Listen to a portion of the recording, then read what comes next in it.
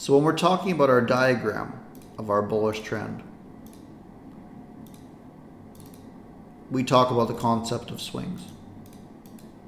And this is important because we expect after making a new high that price trades back down into the prior area. Ideally the 50% of it and then leaves. However, in your study, you'll notice this is not always the case. We expect to trade back in, but sometimes it might barely tap the top of the zone. Sometimes it might actually come down, sweep the protected low and fail, continuing on with its movement.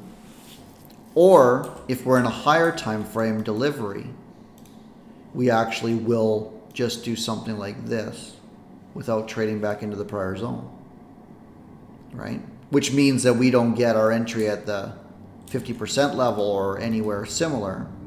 And that means we have to be patient and not take our trades. Or there's other ways of getting involved.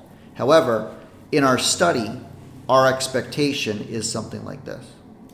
And in order to identify when this low has put in a new high and this high is valid or this low is valid, we have to talk about valid highs and valid lows. And what that means is that we need a body closure below the last structural bullish candle, or we need a body closure above the last structural bearish candle in a downtrend. Okay? So what I mean by that, if we look at this chart here from October 9th, on this movement, you'll notice a few things. First is, in this trade down, we have this high, which puts in a body closure underneath this low. Our expectation is to trade below it because we failed to break out above this high here, right? Which we talked about before. And then you'll notice that we get a closure above our last structural bearish candle, right? Which is this one. It's not that one. It's this one. Okay.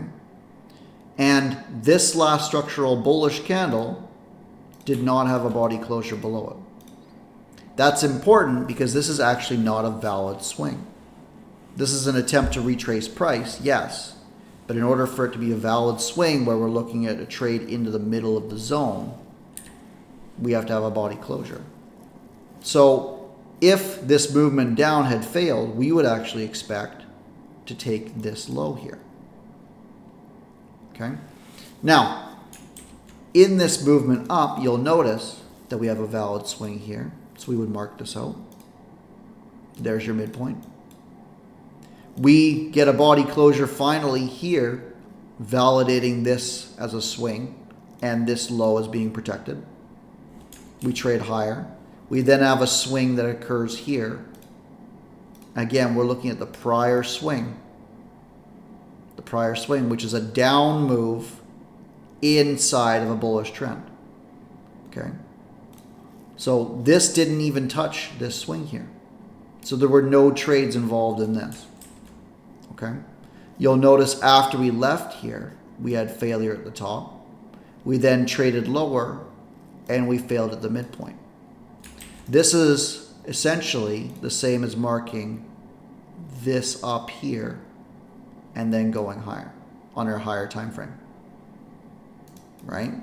And you'll notice inside of this, you have your lower time frame order flow facilitating this movement until we get failure, which then leads to higher prices, right? Now, we validate this high with a body closure underneath this candle.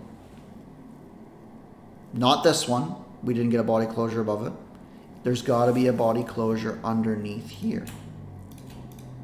And once we finally get that, now we can really confirm that we're at least trading back down into this prior area. Now there's three things we can do. We can anticipate a movement barely into the zone at the top of the range and leaves. It can trade into the midpoint, and then ideally we're looking for some sort of failure or change in order flow in there to take a long out. Or it can actually sweep the protected low entirely. And in this case, it certainly could have, right? Because we had this zone underneath. However, if we got a body closure underneath here, then you're looking at a break in structure, and we're expecting a bearish trend to form, to trade back down to the objective of price. In this case, it would have been our higher time frame area of interest at the midpoint of this zone here. Okay, but the important takeaway is that when we've identified strong price movement, we're looking at the midpoint of the prior area to take trades out of, especially when we get triggers such as failure inside of it. And there'll be a lot of discussion on failure later on, but for right now, understand how price is moving from one zone to the other. Now, this doesn't just apply to the 15-minute and to the lower time frames like we've seen previously. For example, we're on the hourly chart here, and you'll notice that the exact same price signatures happen on the higher time frame, and then we could actually look in these areas for lower time frame confirmation to continue with these higher time frame movements. For example, bearish trend, right? Our expectation is to trade back up to the prior zone and then leave. Instead, what did we get here? We had this high, made a protected low. We had failure come in.